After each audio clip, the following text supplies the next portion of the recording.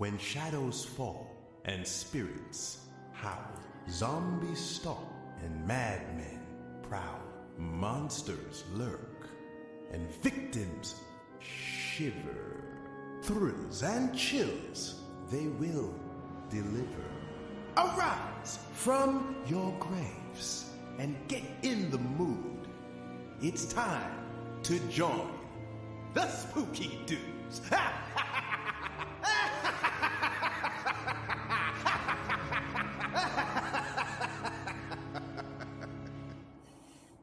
Are you scared?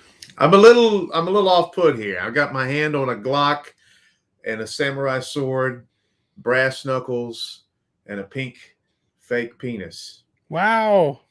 Hey, everybody. Welcome back. Episode 23. That's what it says at the top of my screen of Spooky Dudes Live. Welcome, filmmaker and actor Vinnie Vineyard. What's up, man? Hey, how are you? I'm sorry that we were acting all foolish earlier, but we finally got in the groove here and we can rock and roll a podcast tonight in the name of the Lord. That's right. That's right. Who's watching? Oh, Dustin Bolt's watching. Hi, Dustin. Hey, happy belated birthday, you bald weirdo. I would wish you a birthday, but I'm 50. I'm almost 50 years old, and I'm just too old for that jive. But I would have said it, yes. I was sitting there looking at it yesterday. I was like, should I say happy birthday to Dustin? I said, I'm going to die of cancer soon, probably, so just forget about it. But anyway, since this is almost a real-life situation, Dustin, happy birthday, you schmuck. There you go. I couldn't have introed it better myself. Now, Vinny, I just watched a movie that you starred in and wrote called The Hike.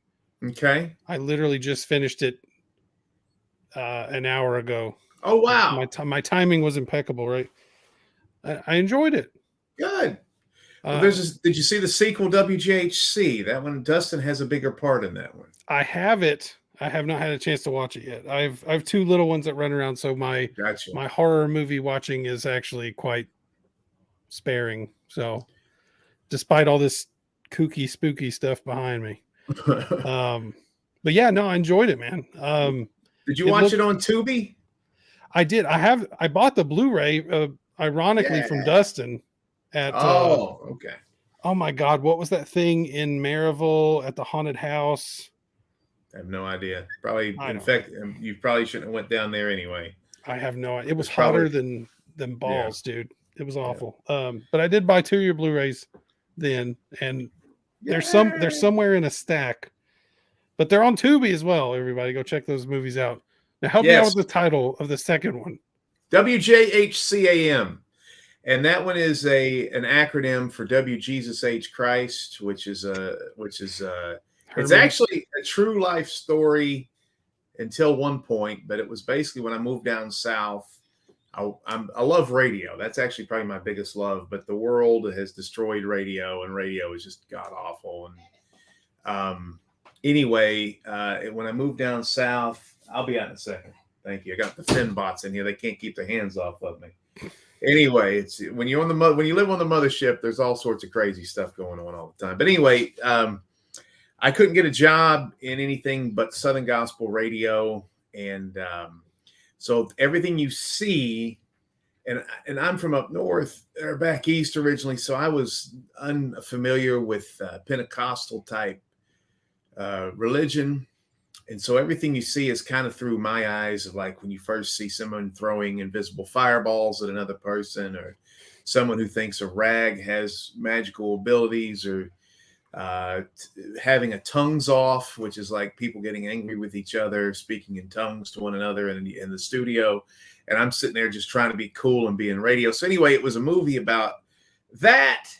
But what if Y2K really was the end of the world? The Lord came back and all the a-holes on the planet were left behind, and had to fight off the denizens of the night. So WJHC is like a comedy for about 50 minutes, and the last little bit is just a horrible, blood-curdling, end-of-the-world horror movie. And it was the highest rated horror comedy of 2022 at a 9.6. And we're very proud of that one. The Hike is a more digestible movie. I think it's got a hot chick with dreadlocks, and she's wearing a bikini some of the time. And it's about the spirit of Spearfinger. And they're the first 2 movies out of 6 we're doing about the Smoky Mountains, the legends and lore of the Smoky Mountains. And it's been exciting. And we're working on a 3rd one. That's why we almost didn't do a podcast tonight. Yeah. The 3rd one is Camp Smoky, and it's about another legend of sorts. And it's there'll be no movie ever seen that's like this. Dustin, I rewarded him. Is he still on this thing? Do you see him? And he actually came back with the name of that thing. It was called July Fest. Because it was in July and it was really hot and it was kind of miserable, but it was fun hanging out with Dustin. So, our movies are very odd and they have an odd flavor, and they are, every one of them is different. Like the second one's black and white, and it's more of a Kevin Smith comedy. The third one is going to be more like Castaway meets I Am Legend meets Friday the 13th. It's a very strange conflation, but it's good, man. It's so good. And then our 4th one is about the Oak Ridge supercomputer, and it's going to be probably the most insane movie ever made. It's going to be about computers and AI trying to take over entertainment industries and how we're going to try to. So it's kind of our really, really crazy take on Space Odyssey 2001. So that's going to be a pretty wild experience too. So all these movies have kind of like these moral of the stories and anthropomorphic type bad guys, but they're kind of like a Kevin Smith meets I don't know. We've been compared to Eli Roth and Kevin Smith for some reason. So, so it's kind of like a conflation of those. So, and then we're working on a new one right now. This is a road comedy, not a horror one. It's about Route 66, and it took probably about 10 years off my life shooting that movie because that was pretty wild. We were out in the desert, and that one's called Vinnie's Fantastic Rock and Roll Adventure. It's about a loser in Chicago. Gets broke up with his girlfriend, and he's just going to go to Los Angeles to see his favorite band. So, very cool. You go. Yeah, thank you. So what I heard in all that is that are you basically like your inspiration is coming from all these different sources like Kevin Smith, and I guess I don't really get the Eli Roth thing. You got to watch the second one, I guess. I don't know. I don't know. Like, to me, he's the Bear Jew. I don't watch a lot of Eli Roth. I know he's like in a torture porn and stuff. Is what somebody told me a little bit. And I don't know. I mean, I don't know. I just, when somebody gives you a compliment, I mean, the Bear Jew's badass. So I was like, okay, we'll take it. Yeah, I love Eli Roth. Like people give him all this flack about torture porn. And honestly, like if people want to watch real torture porn, go get the guinea pig movies or something. That's legit. Like Hostel is not. Yeah, I got to tell you, I know we talk big noise, and I'm an ex-pro wrestler and stuff, or I still am a pro wrestler, and I'm a bad guy. I'm a Christian. I can't take that shit, man. I can't watch people suffer. I don't find enjoyment. Our horror is more wink and a nod, like, oh, he was decapitated or whatever. And we're getting better as we go, making more effects and stuff like that, because we learned. I shot some effects for the third movie yesterday in the middle of nowhere, but they were really, really good. And it's fun sometimes to figure out how to do that when you really don't have a whole lot of money. But I don't know if I sit there and go, I want to be like Kevin Smith. I know me and my partner, Big Luke, is the guy. It's big and funky, and we were a tag team in pro wrestling. We actually have a ghost show called Wrestling with Ghosts too, that's on a few networks.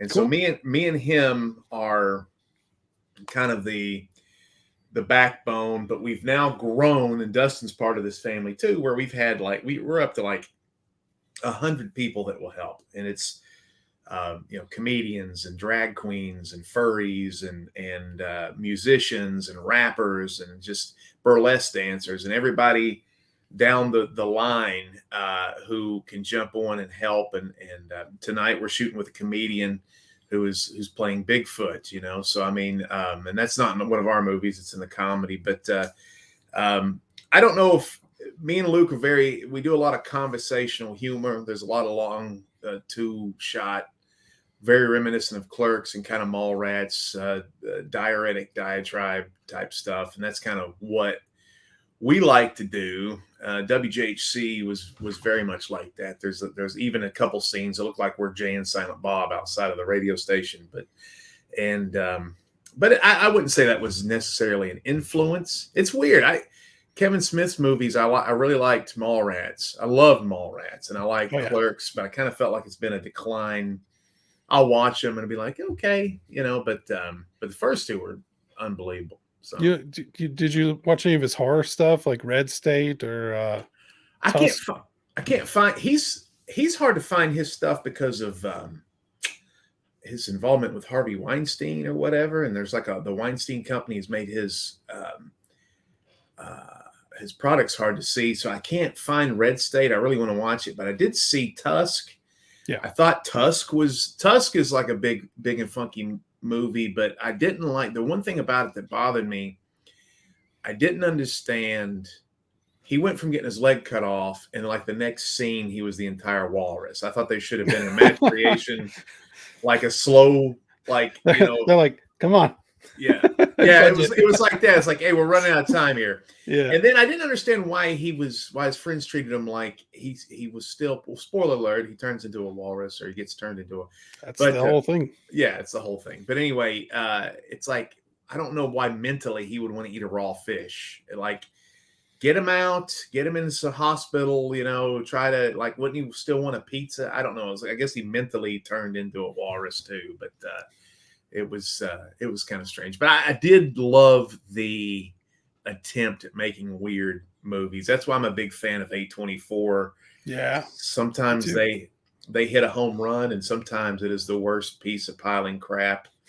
But I do always appreciate the attempt at A24 trying to make weird stuff. Yeah, I'm a big fan of the kind of independent spirit of the A24 stuff. You never know what you're going to get. Nope. I mean, there's one ghost story is real strange where the guy's wearing a bed sheet, and I think it's, and he's like, but it's, what's great about that is it's one of the most amazing and I think probably true representations of ghosts in cinematic history, because it's like you could be, the ghost is sitting there for a second, and then like he'll blink and it'll be like 100 years later. And I think that's a lot what we've done with paranormal activity with in our show Wrestling with Ghosts. Is I don't think ghosts have a sense of time. I think time is a man-made concept, and a thing will be there and then it won't be there for 25 years and it'll show back up. And have you ever seen Lamb by A24 Films? I haven't gotten to watch that one yet. No. That one, I don't want to oversell it because it's dry. It's, it's Scandinavian. I can't remember if it's Norway or something like that. So you have to read it, but it's I loved that one. I'll just put it that way. That was like, what are we watching? So that was a good one. It's on my list for sure. Well, Vinny, I've got a bank of questions here. But first I got one one really serious question. I'm gonna look dead in the camera and I'm gonna say, Vinny, do you like t-shirts? I love t-shirts, man. I'm wearing one now. Are you wearing a t-shirt? I'm wearing a t-shirt right now. It's a black t-shirt. Thank goodness. Yeah. Well, let me tell you something. You can go to fright-rags.com right now and save 10% off your order with code SpookyDudes10. Do you know what they have? I don't. They have Chucky shirts. Uh-oh. They have Wolfman shirts. They have Texas Chainsaw Massacre. And this is exciting. Okay. Fright Rags is known for their shirts, but they also have the Silent Night, Deadly Night board game. Can't beat that. I was going to get that for my mother for Christmas. I know where to get it now. Jaws 3D shirts. Chucky. I said Chucky. Joe Bob Briggs shirts. Fright-rags.com. Use code SpookyDudes10. Check it out. Thank you, Fright Rags, for your sponsorship of the show. Love and appreciate you. Love it. Okay, now I have the real questions, though. I just have to do an awkward segue into the plug. All right, first, what got you into horror? God, that's a crazy. It sounds like what traumatic experience did you survive? I have been an entertainer my whole life, and I was a comedian, and I was a radio DJ, and I was a musician for many years that played all over the place. I was a pro wrestler that wrestled all over the place. I started doing television with pro wrestling. It moved over into paranormal.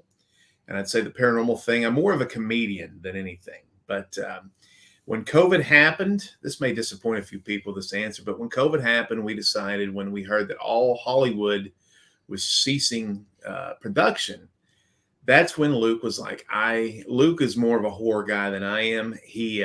And so he writes half the stuff, and we kind of do it together. And he's more of a horror guy, but he's also a comedian as well. But we decided to do a horror movie based on one of our investigations of Spearfinger, who is a Native American legend over at over down there where the Cherokees are. And so this movie, The Hike, has a little tie-in with the legend of Spearfinger.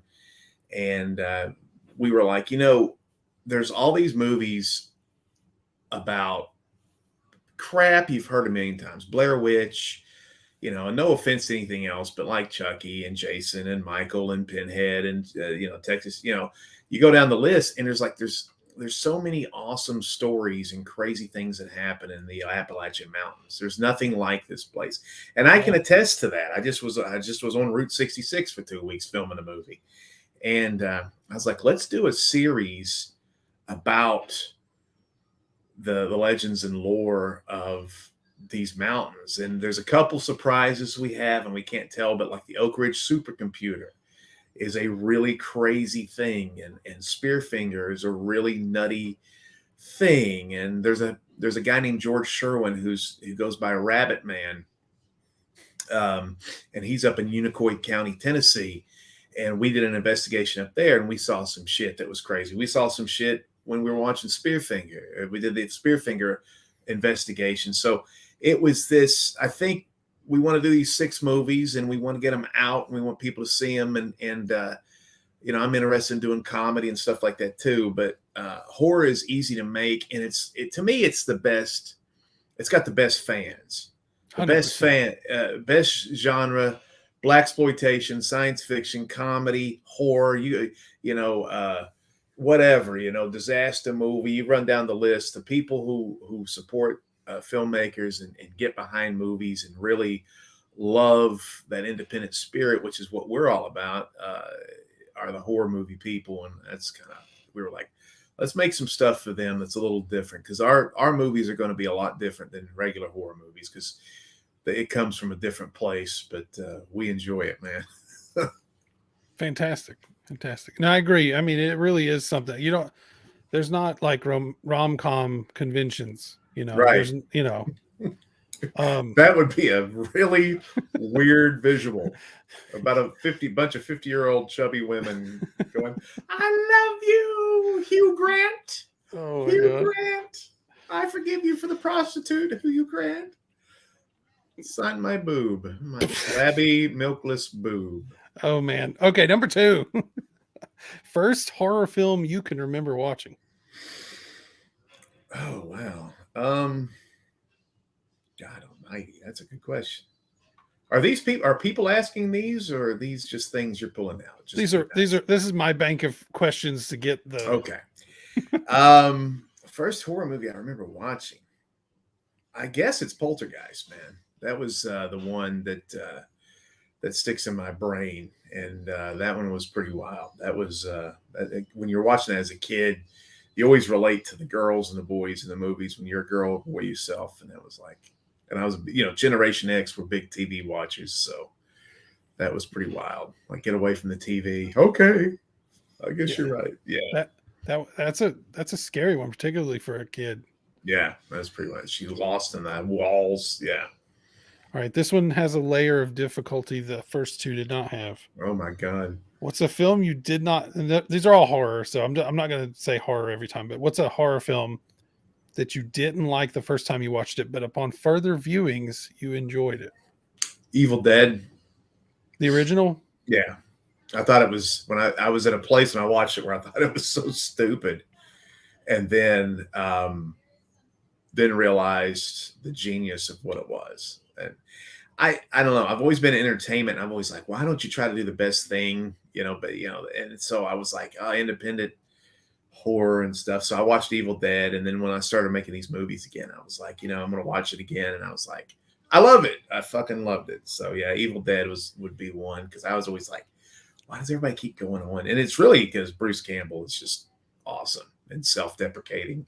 And you appreciate the comedy that he does and how bad he abuses his body making those movies. That's the other thing a lot of people I don't think realize is when you make movies, actors are considered soft, and they probably should be, but some are not soft. And that when you make independent movies and you're doing your own stunts, I mean, I was on a road in Topic, Arizona, going in a car about 30 miles an hour, hurling coconuts at the cameraman. And I beamed that mother effer with the damn coconuts. And he's sitting there trying to hold the camera still. I was like, pop, pop, pop, poof. And you see the camera. He's like, oh, you hear it. I'm dying. I got tears rolling out my eyes. And then I tried to do the Christian thing, like pitch it a little bit to the left. No, it didn't look good. It went too far off, too early. And then pop, pop, pop, bam. I mean, I would be the Olympic world champion at that stuff. So when you appreciate what Bruce Campbell did with Evil Dead, because he probably injured himself quite a bit doing that crazy stuff. So I'm sure. And that's one of the things I enjoyed about The Hike was, like, I grew up in Morristown, so I spent a lot of time up in the Smokies and in the woods and the chimneys and all that on the rocks. And so I was like, oh, this looks like back home. So it was. We shot most of it in Gatlinburg. Yeah. And we shot a lot of it in Bryson City, North Carolina, the Tunnel to Nowhere, Nolan Creek Trail, where the actual spirit of Spearfinger was supposed to exist. And that's where we had a run-in with her. But yeah, it was all Smoky Mountains. I mean, we went up to Virginia for a couple shots, and we went to, I don't think we left the South. It was the hike. I think we shot all in the South. So that was, it was all around the Smoky Mountains, Knoxville, a couple places, but yeah, it was pretty wild up there. All right. Your favorite subgenre of horror? Horror comedy. Yeah. Okay.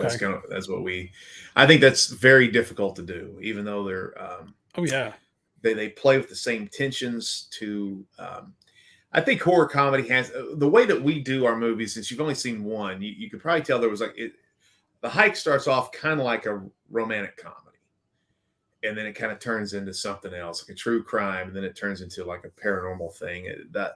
All of our movies, well, at least the two that we've released, the third one's not going to fall in that category, but the fourth one will, is kind of like we're doing a comedy. I think the best horror movies are ones where people are having a movie, and then whether it's a comedy, a rom-com, science fiction, a documentary, or whatever, and then all of a sudden a horror movie breaks out. Because I think the one problem I do have with horror movies is a lot of times the people are vastly unlikable. So you're almost pulling for the bad guy. I kind of wanted, with The Hike, Luke did too, when he wanted you to like the Candy or the Robin and Vinnie character in The Hike. And we kind of wanted to do that with all the people in WJHC. And we want that with Camp Smokey and the fourth movie we're releasing. You want to like these people, but with Camp Smokey too, the human beings in the beginning, including Dustin Bolt, are kind of vapid a-holes. So we're playing with that trope in horror movies where it's like, I don't like these people. I want to see them get killed, that kind of thing. So, but that's why I like horror comedies, is because you're kind of pulling for everybody or not, Okay. All right. Different side of the same coin. Least favorite subgenre? Probably slasher stuff, man. I don't know. I don't like I don't know. I know it's probably going to lose me cool points, but that's the most popular answer I get is slashers. Really? Think people are kind of over it. Yeah, I love them, but I get it. There's some slasher stuff in our movies because I'm trying to make people happy and stuff, but I like the psychological, what is happening, because I think the fear, if all this stuff happened in horror movies, it happened in real life. I mean, have you ever been around people that hear a weird noise outside? I mean, nothing's happening. It's just a cat farted and fell off of a tree, and everybody's like, "What is that?" And I mean, it doesn't take much to get, humans are so filled with fear anyway. It doesn't take too much to set us off. So, yeah, the actual money shot of seeing somebody getting slashed and stuff, you're just like, I don't want to see that. So anyway. What is a VHS cover you remember from the video store? Like the first one that pops in your mind? Probably Poltergeist too. I remember that. Yeah, because I think that did mar me a little bit. That whole experience. The TV. It was good. Good hook. Her in front of the TV, right? I think so. Yeah. I mean, that's at least why it's, how when you get older, you change everything in your brain. But yeah. Yeah, she's like sticking her hands out. Yeah, that thing. Good pick. Good pick. What is your favorite type of physical media? I guess Blu-ray or DVD. I guess that's. I guess I'm not one of those cool VHS guys, but that's one thing. I want to start releasing these things on VHS tape too. That's because we were so low budget and everything. I think we do have a shot on video type feel with our movies. So I'd kind of like to do that one. If it becomes financially viable, we'll definitely crawl down that path. I was gonna say, take advantage of that market while it's still warm. I'm just waiting for it to implode, but people are nuts about VHS. I'm not. I'm not going back. Well, you look like, I mean, I think there's something I got. This is all Atari stuff here. These are all Atari boxes and everything. I mean, I think there's a longing for when things were physical and real and nostalgia. And I think what will probably happen is the people that like the VHS will start dying off, and then that will probably be the end of it, because then people will be like, who knows though? I mean, the young kids could be like, hey, this is a relic from the past, I mean, the most hardcore collectors I know are like younger than me. I'm 41. I think people are really wanting something. That's why when you go to a store and they have T-shirts that are brand new, but they look like they've been beat up. I mean, I think people are desperate. Stressed. Yeah, that's I think people are desperate for just to feel like they've accomplished things, because I really feel bad for these kids, because and the I generation or Generation Z or whatever, because there's just nothing. We did, Generation X was so badass, we did everything. There's nothing left to do, and I don't know, there's nothing cool left. I mean, everything in the world is on your phone, and these are awesome, but there's nothing real, there's nothing tangible. We will get to something that they're going to have to deal with in a moment. Do you still collect and watch movies on physical media? My own. Well, we used to. We've moved. We've had a couple fires, and that kind of did that did us in there. My wife is a huge movie human being, and we still have probably 100 Blu-rays and DVDs, but that's quite. We could have opened up our own rental house probably 10 years ago. We probably had 1,000, or we lost most of them. But it's slowly building back.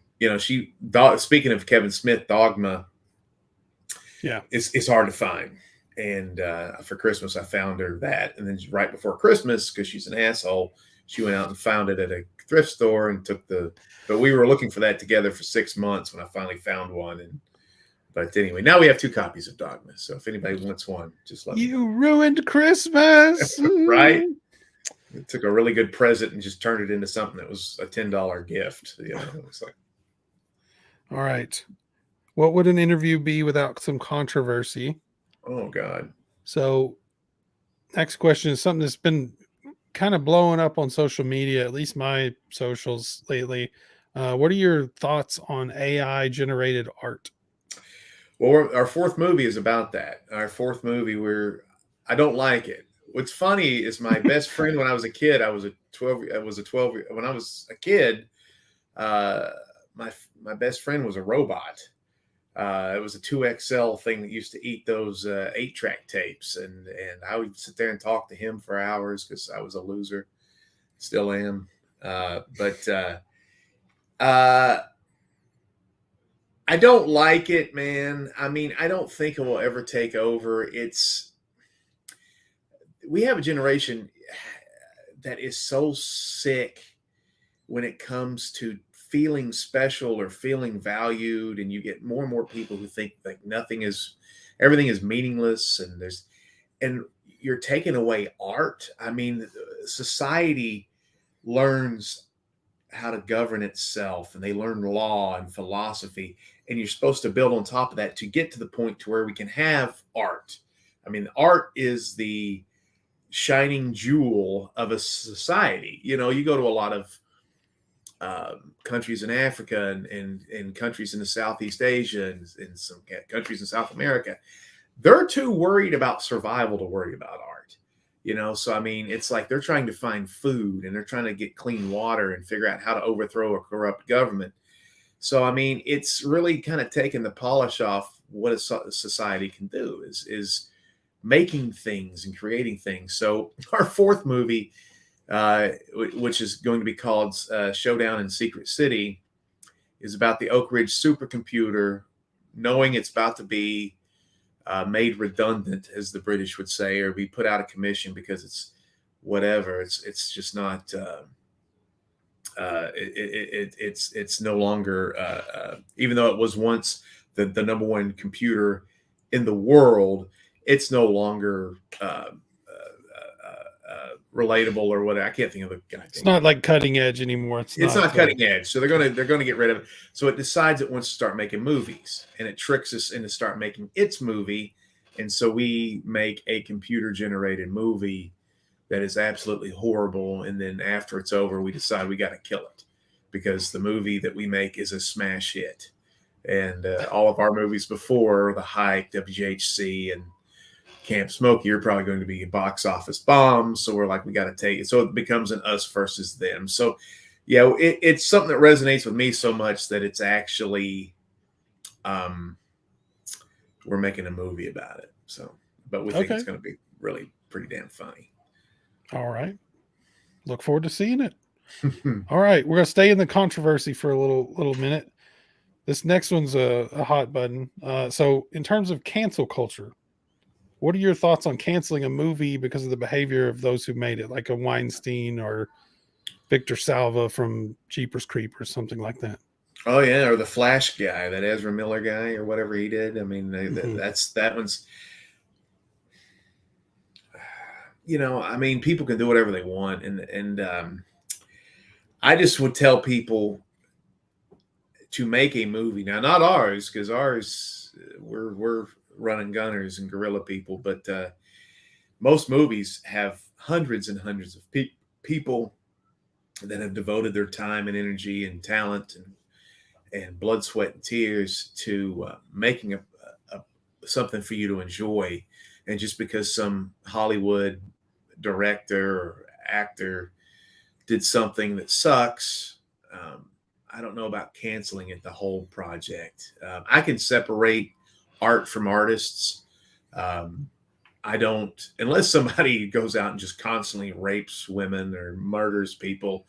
If they say stupid shit, if they're into things I don't believe politically or whatever, I'm not going to ruin my time just because somebody's into some sort of weird cult or something. I mean, I love Tom Cruise and he's a Scientologist nut, you know? So, I mean, I'm not going to sit there and not watch Tom Cruise movies because, of course, he doesn't really do anything to hurt anybody with that, even though somebody could argue that Scientology hurts people, but you could say that about anything really. But I don't know. I think we're in a real sensitive time, and I think that's going to get out of fashion fast. I think, last 10 years have always been like, you hurt my feelings. And I think some generation is going to come up and be like, shut the fuck up. Because, I mean, at one point, it's nice to be nice to people. It's good. That's what we should strive for. But, if the zombie apocalypse happens, if there's some sort of war happens, if there's some sort of famine that happens, whatever, we're not going to care about pronouns. We're not going to care about what you believe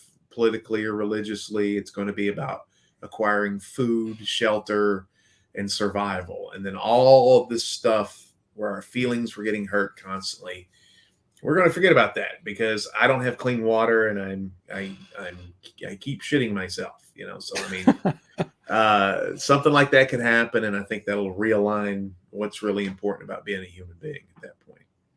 Okay. All right. One more controversial question, then some softballs. Good. What are your thoughts on bootlegging out of print titles? If they're out of print, I don't see the problem. I mean, if somebody's wanting to make money, I don't have a problem with that. I'm in the same boat. Most filmmakers that come on here, though, they're like, "Oh, I don't, don't bootleg my shit." I'm like, "Not yours, out of print." You know, well, The Hike got, before it was even released, it was being, it was the number one. The Hike was the number one movie in India for about 3 days, and cool. That was before it was released in America. So I have a lot of Indian hate mail. But also some big fans too. So. I was gonna say, I mean, there's some advantage to that. Yeah. All right. Favorite costume, mask, or prop from a horror film? God. There's only a few to choose from. I mean, come on. I can't tell you mine because it's a secret in one of our movies coming up. What? Yeah. So I'm going to have to go back. It's not cool to say. Second favorite. Second favorite. Not cool to say your own stuff anyway.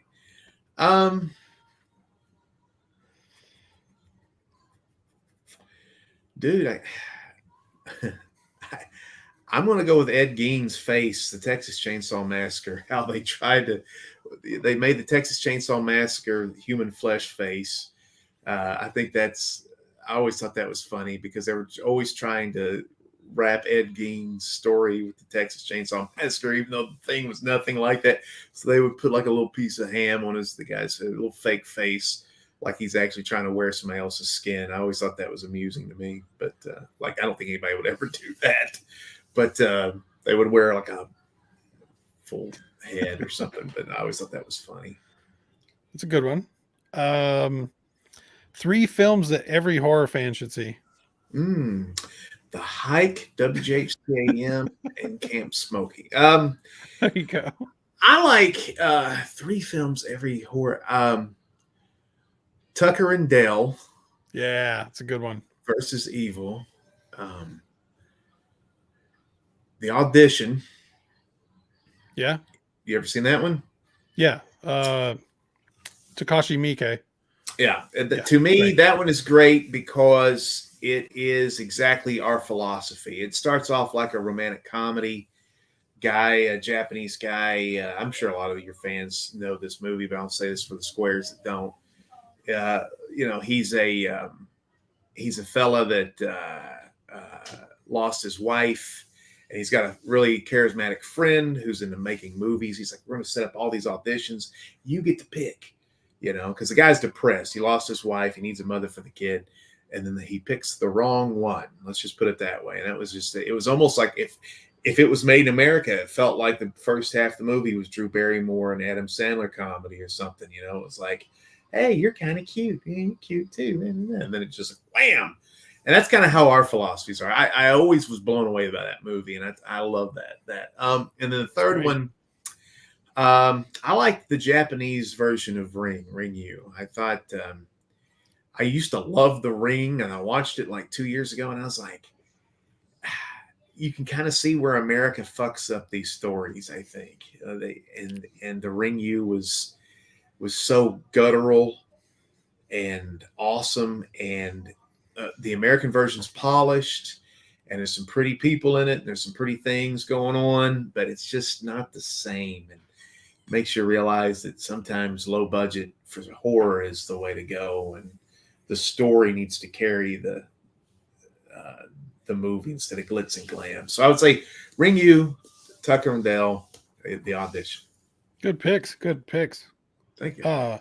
2 movies to watch during the Halloween season to get you into spooky mood. I love The Witch. The Witch? Yeah. Do you like that one or no? That would be one of those movies that I watched the first time and didn't like it. Now I love it because I've seen it 3 times. Yeah.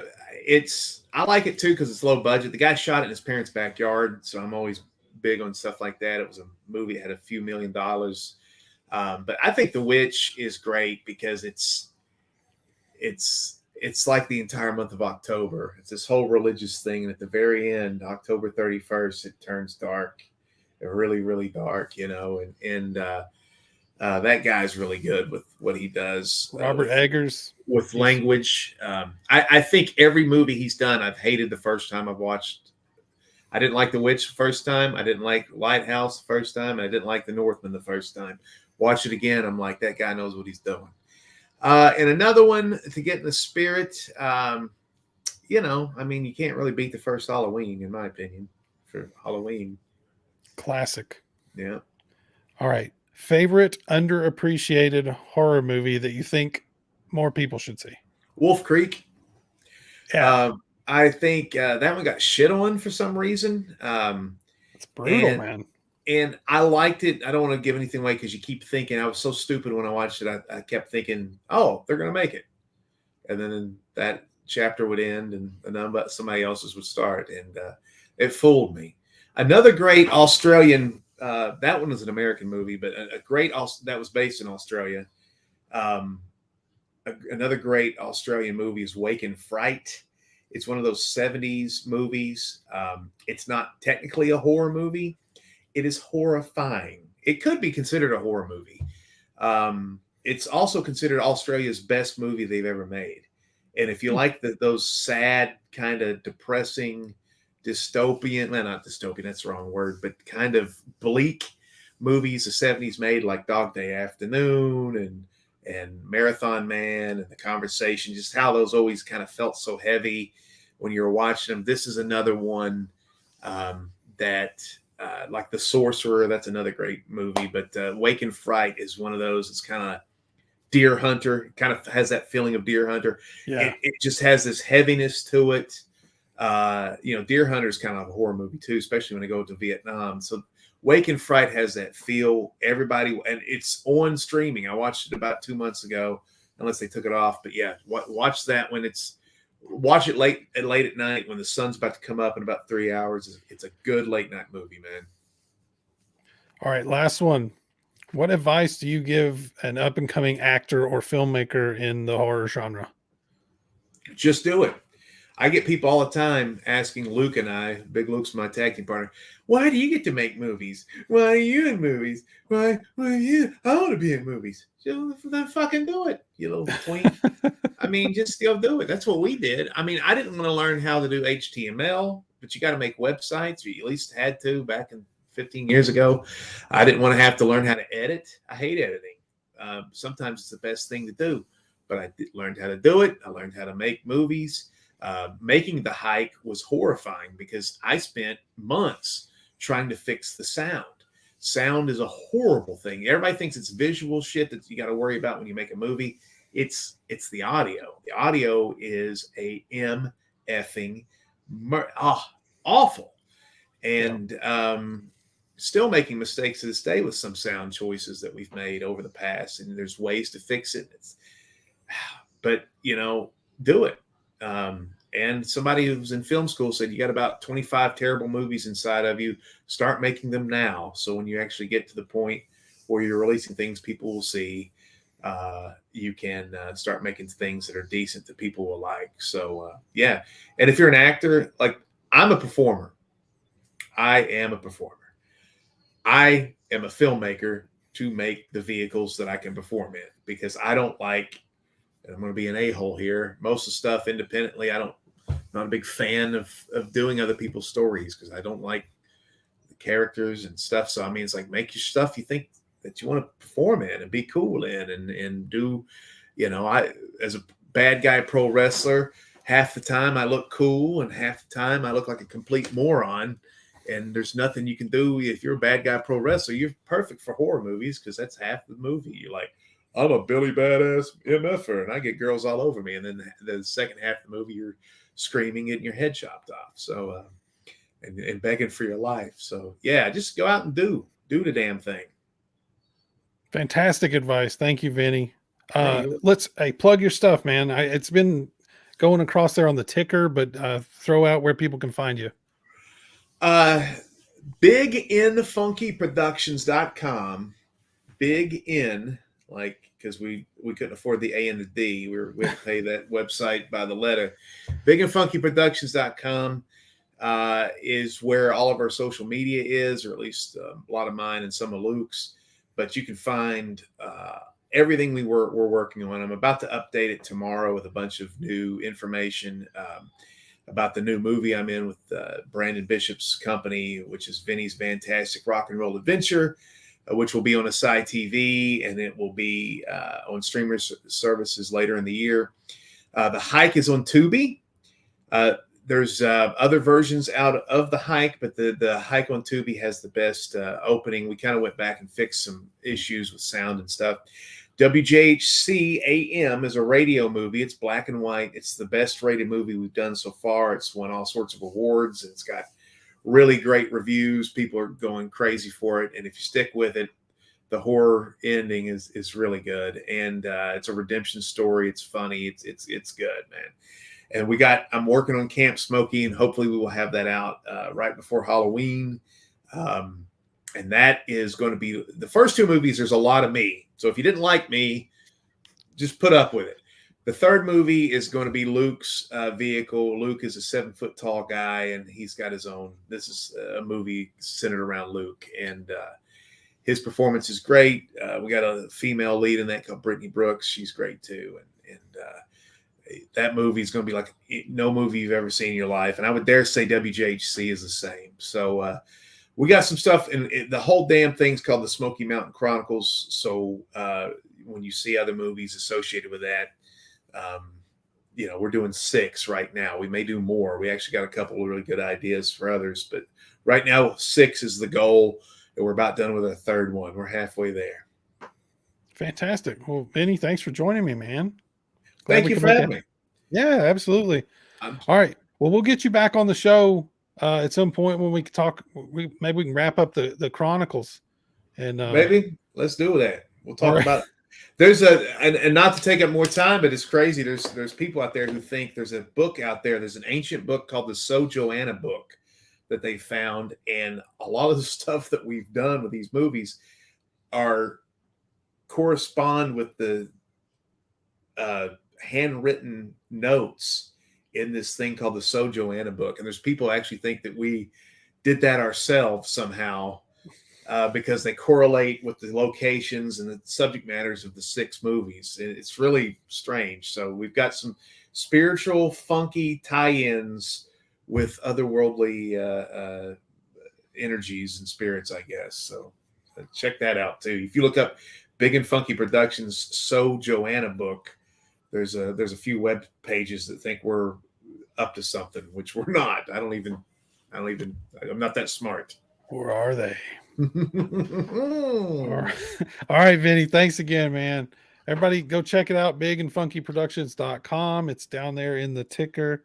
You'll see it. Go watch The Hike. Go watch WJHC AM on Tubi, and stay spooky, my dudes.